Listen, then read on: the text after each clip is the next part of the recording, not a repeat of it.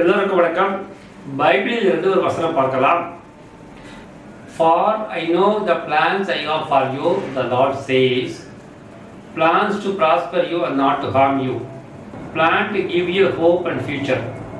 உனக்கு ஒரு ஒளிமயமான எதிர்காலத்தை கொடுப்பதற்கு நான் திட்டம் வைத்திருக்கிறேன்.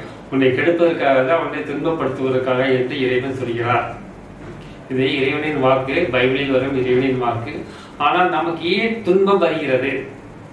இறைவன் பைபிளில் சொல்லும்போது இறைவன் திட்டம் வைத்திருந்தால், அதுக்கு நன்மைக்காக என்று இருந்தால் நமக்கு ஏன் துன்பம் வருகிறது? நாம் ஏன் கஷ்டப்படுகிறோம்? இறைவனை திட்டம் நமக்கு நன்மை செய்வதாக இருந்தாலும் நாம் ஏன் கஷ்டப்படுகிறோம்? நமக்கு ஏன் கஷ்டப்படுகிறது? இறைவன் நம்மை கைவிட்டு விட்டார் என்று கேட்டால் இல்லை. நமது கணக்கு சரி செய்யப்பட்ட பின்புதான் நமக்கு நல்ல வாழ்க்கை கிடைக்கும். இது உலகத்தில் ஒரு சட்டம். இந்த சட்டத்தை மீறுவதற்கு இறைவனுக்கு கூட அதிகாரம் கிடையாது.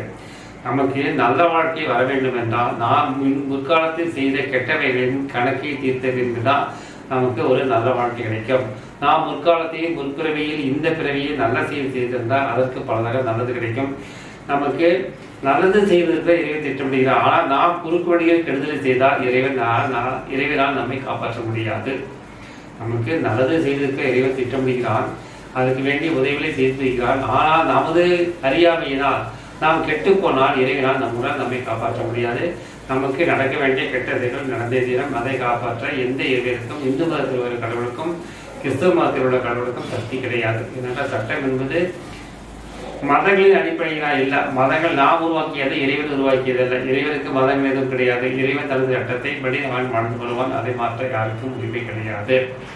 நமது மந்திரம் அன்பே சிவம், அன்புடன் வாழ்வோம், கடமை செய்வோம், இந்த நாளில் வாழ்வோம், எல்லோருக்கும் உதவி செய்வோம், எல்லாம் சிவமயம். நன்றி, வணக்கம்.